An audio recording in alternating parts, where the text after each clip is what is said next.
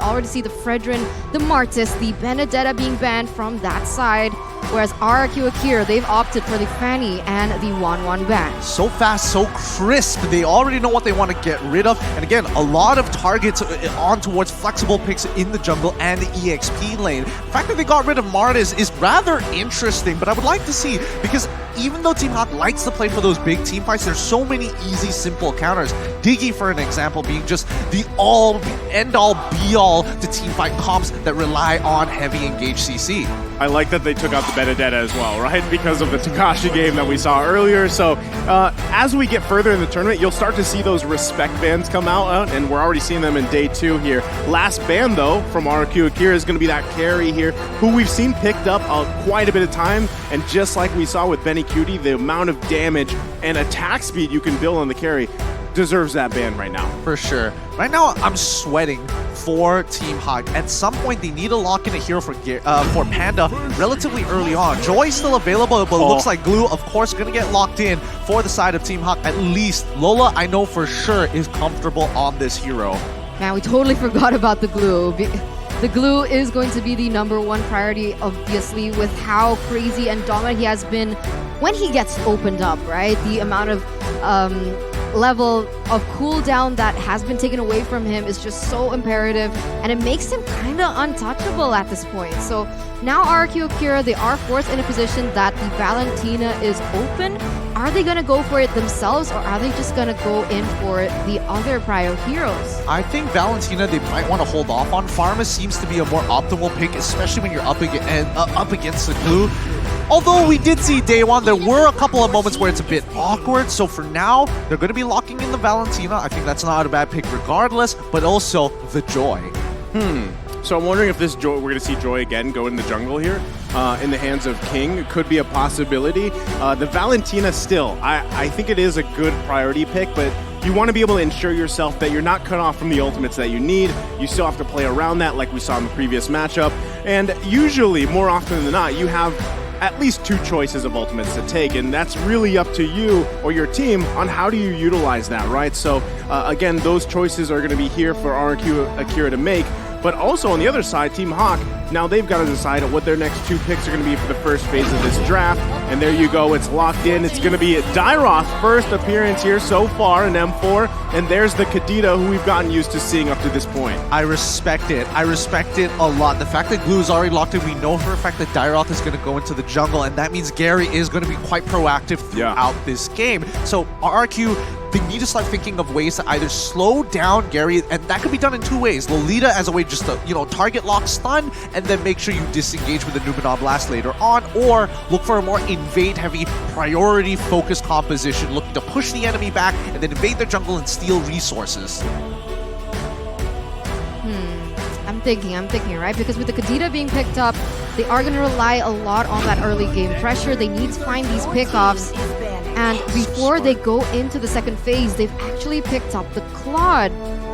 That leaves very little options for Panda. I mean, look at the bans so far. The Wanwan, they carry, they take away the Claude. That leaves Beatrix, which is most probably going to get banned out. Leslie's also gone too. So again, the gold lane hero options are getting narrower and narrower. But here's the thing, you don't necessarily have to pick a marksman for the gold lane. That's something that we're seeing here kind of from some teams, right? And that's the thing, does Panda have something in his repertoire to play that's not a traditional marksman for the gold lane? Well, here's the thing, I'm not 100% sure about that, because Panda has been known to be playing a lot of different marksmen prior to this. There has been arguments that yes, he could have been able to play jungle for himself if it wasn't for Gary, who took that spotlight, but still, it's going to be tough, because what is left open? Even if you want to play something like Hayabusa, it's a rough match when you're against someone as safe as Claude. Battle Mirror Image, I'm out. Doesn't matter what you pick, as long as I live. Oh, really, really good ban here. It's going to start limiting themselves, though. RRQ AKIRA, with the Leslie being taken out, we don't have the Wanwan, so what does that leave us? Bubble Kuba. Oh, yeah, we saw that yesterday. Harris yesterday, if I'm not mistaken. Oh, that's a good point. Yeah. That never crossed my mind. Yes, Panda can actually play the Harith. I'm not sure at what level it is, and especially when you're at M4, it might not necessarily be enough. It's really up to his ego and confidence. I feel like more so the Harith was, when we saw that yesterday, it was just a good option to play around that opponent real-world manipulation, because then you're forcing that situation where usually it's a disadvantage in that box, right? The death box, but now with the Zaman Force, it worked out really well. And you might, if you did lean towards a mage gold lane, it might be a little bit too much magic damage, where then you see that really countered with the itemization from RRQ AKIRA here. You can see last couple bans though that came out was going to be the Kaja as well as the Atlas here, and right away the Cho is locked in for RRQ AKIRA. Very, very nicely done. All right, so with the armor shred coming in from Dairoth, I'm thinking maybe Irithel doesn't look too bad in this particular situation. Having a lot of movement speed really helps to cut your opponents like Cho, running away specifically from Claude, and particularly the Joy, which is rather frustrating because you want to slow her down, but you know, with her ultimate, she says, no, I'm going to keep running at you. So what do you think about the Irithel in lane with the Claude? I mean, we've seen the matchup happen tons of times. Claude usually has a bit of an advantage once he hits level 2, but prior to that level 1, it's all about that first initial trade. So, let's say, gold lane, it pushes into Claude, no problem, I hit level 2, then it's smooth sailing. We're gonna see here the next two picks. It's actually gonna be Brody as well as the Hilda. Okay, I like the Hilda pickup, right? We've seen how much of a nuisance Hilda can be, but yesterday when we had that preview, it was also paired up with a Masha. So this time it's going to be a little bit of a nuisance, I feel like, for RRQ AKIRA, especially is this Joy going into the jungle, right? That's something that they have to keep in mind. But I do also like the Brody pick, because at least you can work with the space that he has and then just kind of fade away torn apart memory. But hold on, RRQ AKIRA going to lock in a Terizla. Learning from their brothers here. R7 brought it out themselves against the Glue. Let's see how effective it is once more, this time on Takashi. It might be the difference maker here. Maybe Terizla is the answer to Glue. Personally, I don't feel it necessarily being that way, but that penalty zone, oh my goodness, it can make the difference with a flicker. So keep your eyes out on Takashi. If he makes that play, it's all over. Both compositions have been set in stone as we are moments away of entering the land of dawn. Are you team RRQ AKIRA from Brazil, or are you team Hack from Malaysia?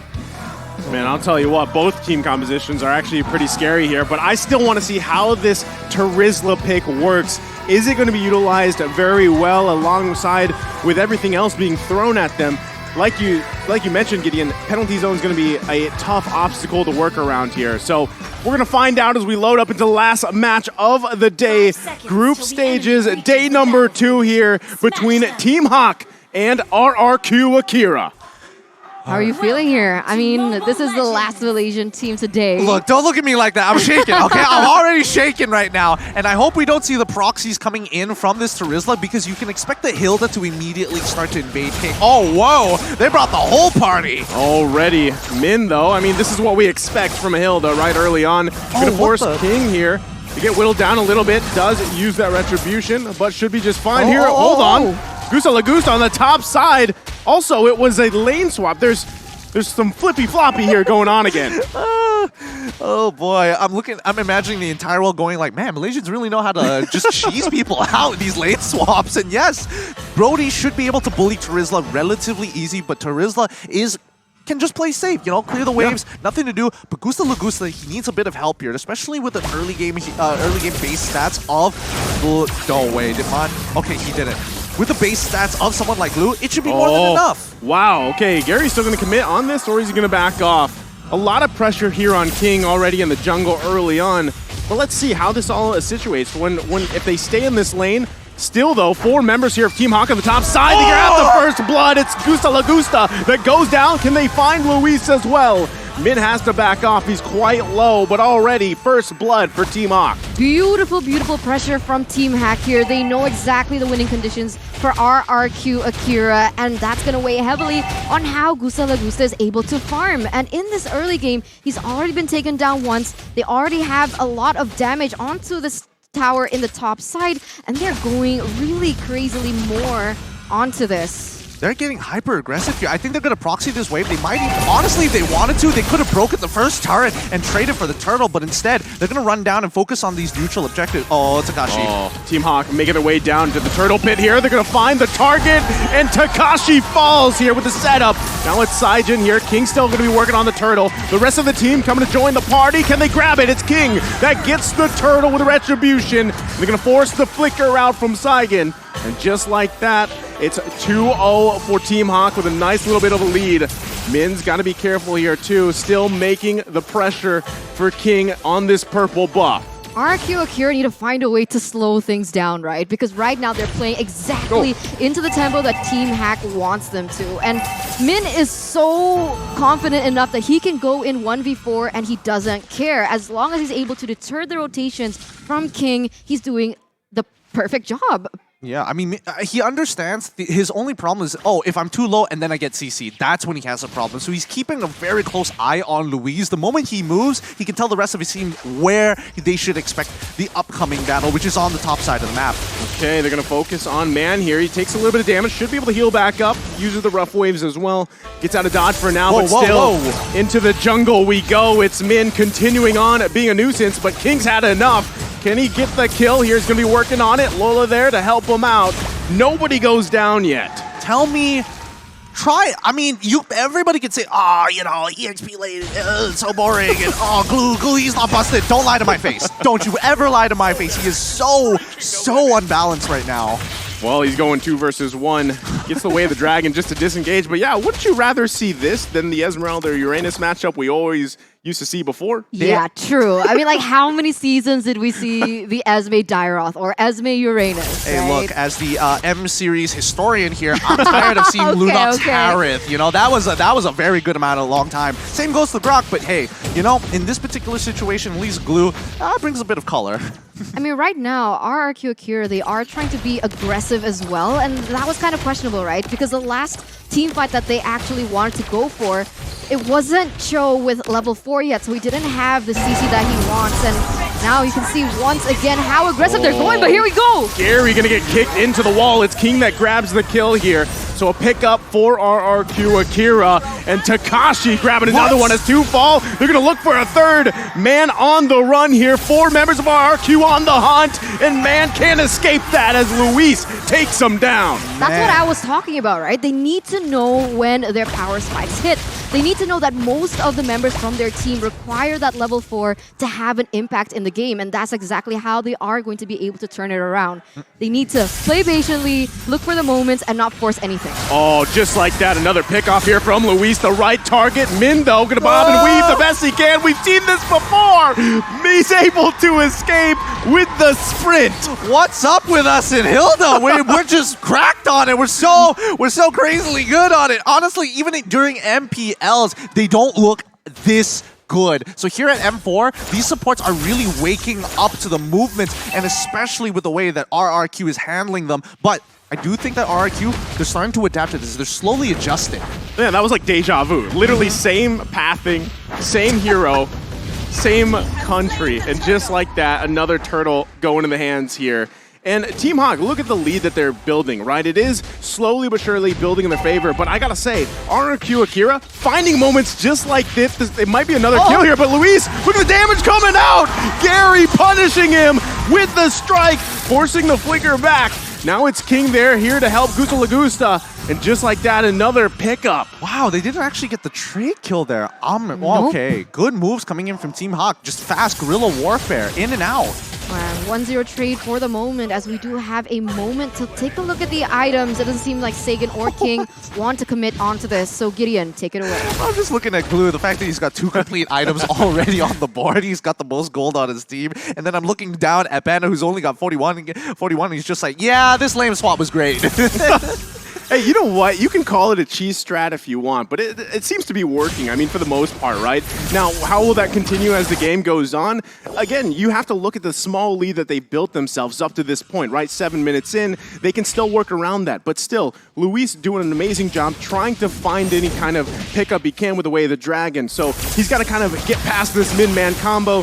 King now trying to poke away here. Look at the ultimate also that Saigon has, already forcing the rough waves. That's big. Conceal play going to be committed here.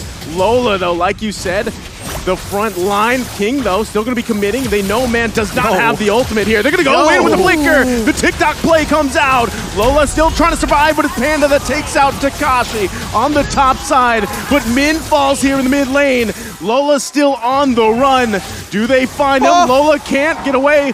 Oh, he does, though. Panda there. Now it's Luis that gets taken down by Gary.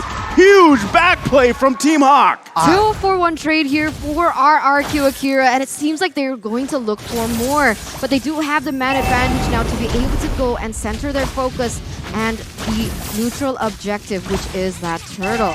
Oh my goodness. Right now, Team Hawk, they're just slowing down the game by, again, just harassing, consistently poking at the opponent. They don't really necessarily need this turtle, but denying it from RRQ is even more important. Oh, they're just going to focus on King here. Look at the damage already. The Retribution came out, too. So Gary just going to go ahead and grab that turtle away.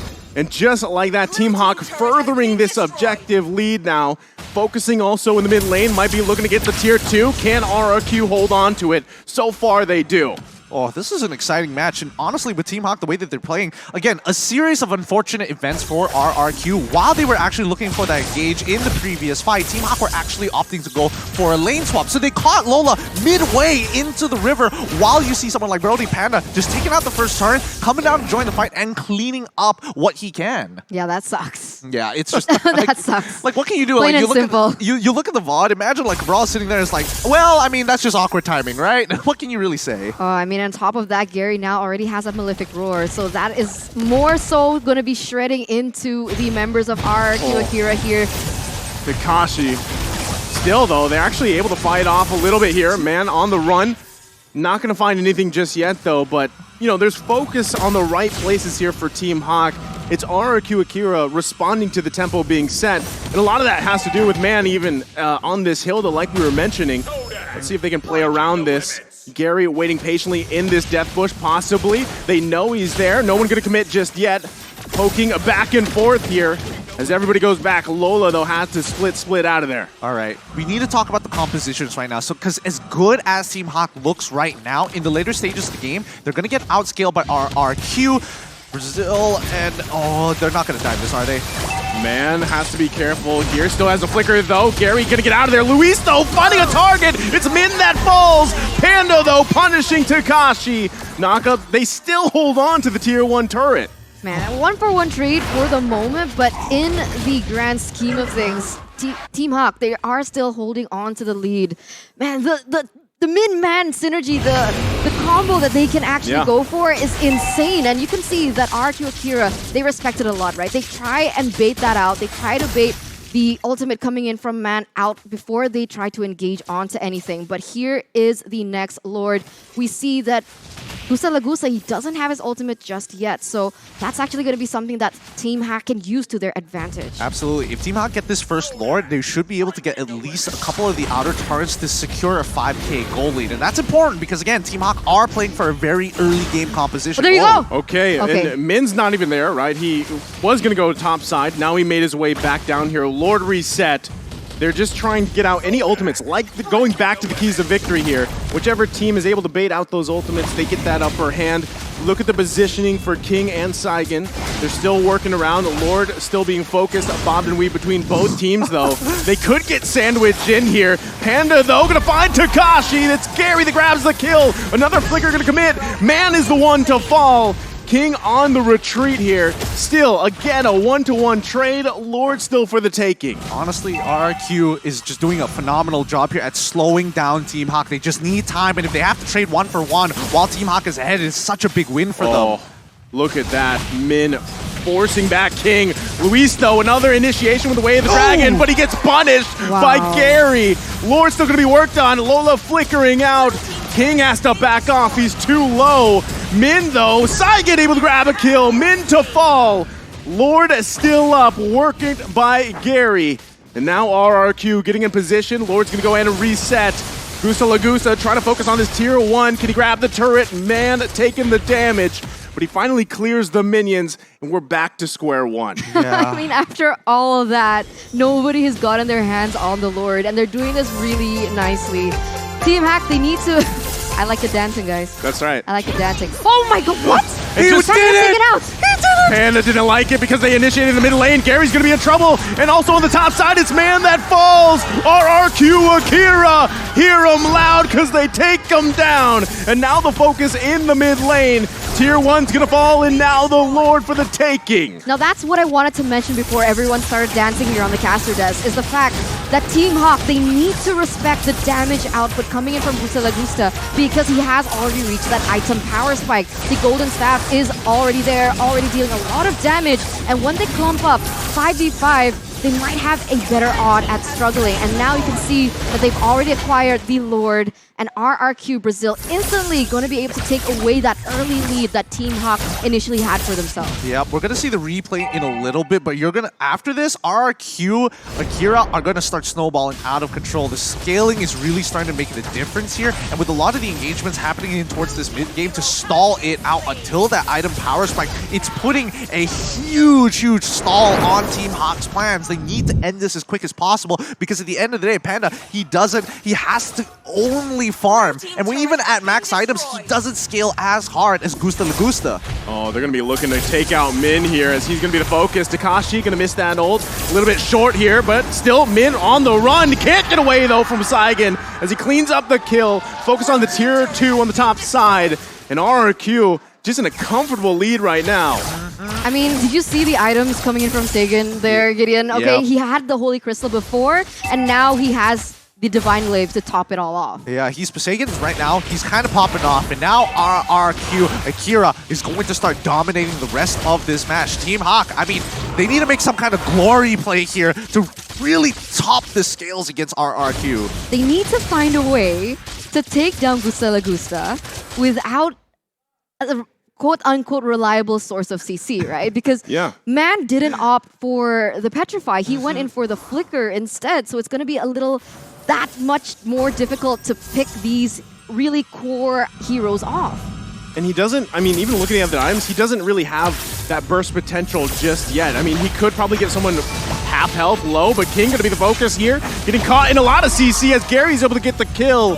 But still, can they play around with that? Team Hawk might be looking for something. The flicker is going to come out. Lola, though, looking to get a pull, but can't get it. Takes quite a bit of damage. Luis is there. Saigon's going to flicker in to grab the kill, but into the penalty zone they go. Takashi unleashing. Oh my God. We grab another one after another falls. It's a wipeout. A triple kill for Gusta Lagusta as he was able to just dish out so much damage with that ultimate. I mean, he was basically like free hitting from the backside, and that's it. Wiped out. Is this the final moment for Team Hack? I mean, they're cutting it down one by one, and I think this might just be it here. They have more than enough damage, and unfortunate to say, I told you so. No! That RQ's lane game, that's what we were looking for. Oh, so unfortunate. It only took one moment, one wipe out for the early lead that Team Hawk had set for themselves to be instantly taken back from them. Well done to RRQ AKIRA. You know what's crazy? Like, how many times did Takashi, like, mess up the ult? And even, I don't know if you guys caught that, but even in the early game, right? The mishap. But the one that mattered to really turn that team fight around even to clean it up was that final moment where he landed, I believe it hit 2 or 3 members of Team Hawk, and then they cleaned up from there. And like Eterna was painting, you know, that picture of Gusta Lagusta being online, especially with that Maleficent Aurora being locked in, everything just fell into place for them.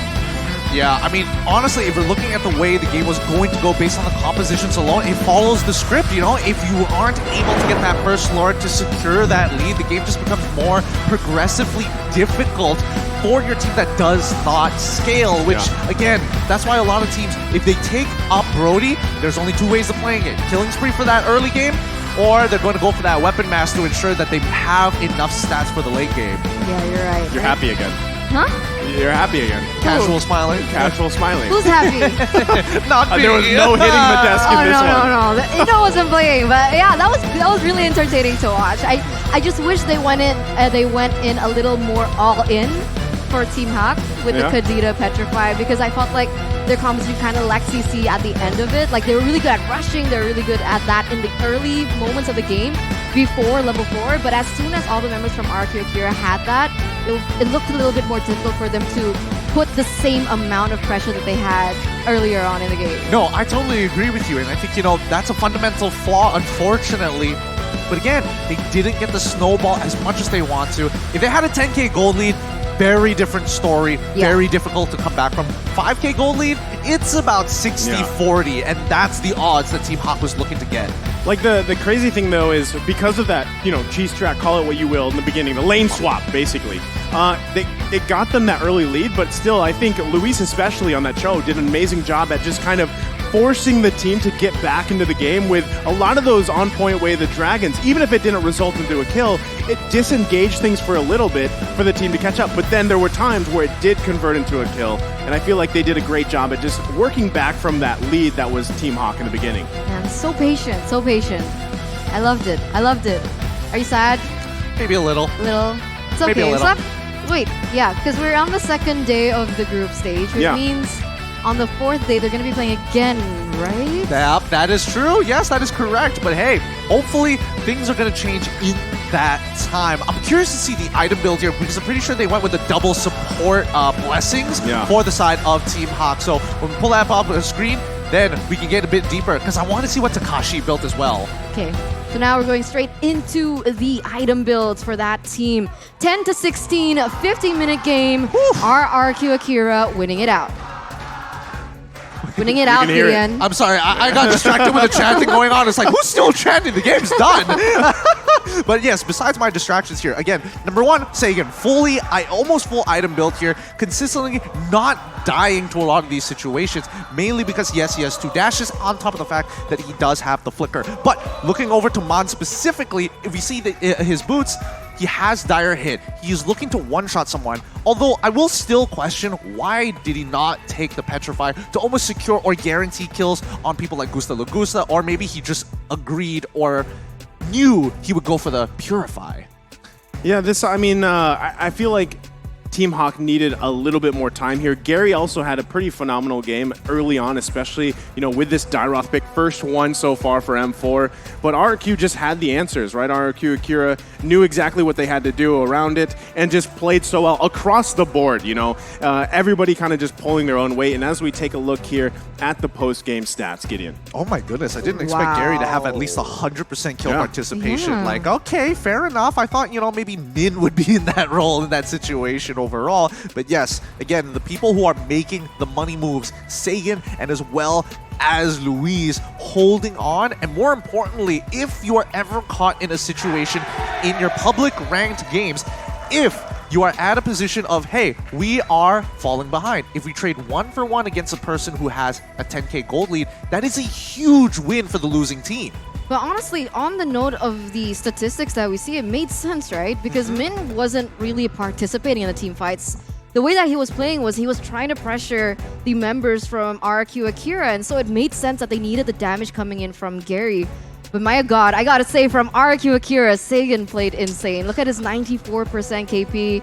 Gusta Lagusta 2 with an amazing 69%. That's actually matching the Cho with 69%. Yeah, we're going to take a look at the MVP here for the match. It's going to be Sagan here on that Valentina pick. 93.8% kill participation. Wow. I mean, the guy was just making moves all around. A lot of times we saw him use that flicker offensively to pick up kills, and it just worked so well for them. Yeah, I think Sagan, he played a phenomenal game this time around, especially with all the shenanigans going around, not only in his own jungle, but even at the side lanes. He played so very well, and he was very calculative about what ultimates to take. Yeah. And especially in those last moments, stealing Dairoth's ult on top of the penalty zone, that was beautiful. Yeah, we saw that moment. That was actually quite one of the moments that RRQ AKIRA had that kind of turned things around at the end. And he only died once! Yeah, I mean, this is so like a very different game from what we saw for Valentina previous game, right? Previous matchup, and that's what I'm saying. You'll see it here as we take a look at the highlights, but just how useful this Valentina pick was. I mean, even early on, he mostly had assists, but still the work that he was doing, and just Luis, like I said, finding those little picks here and there for the team really allowed RRQ AKIRA to get back into this game, given that lead that we even see Team Hawk have here up to this point, 11 minutes in. Yeah, he's just sifting gold somehow every single time to make sure that they at least don't fall too far behind. Like, we've never seen Team Hawk actually hit the 5K mark throughout this game. You know, RRQ, AKIRA have been tempering them, forcing them into situations whereby they're getting harassed and yet still did not let this lead get to their heads. But so unfortunate. It is. And more importantly so, when you're looking at these towers and the way that they're controlling the map, you would optimally ideal that Brody should have been the one taking out these towers a lot faster than usual. Although it was rather slow, I will give it to Sagan to put on that pressure on the gold lane. It was an amazing game by RRQ AKIRA. It was an amazing game by Team Hawk as well, but at the end, RRQ AKIRA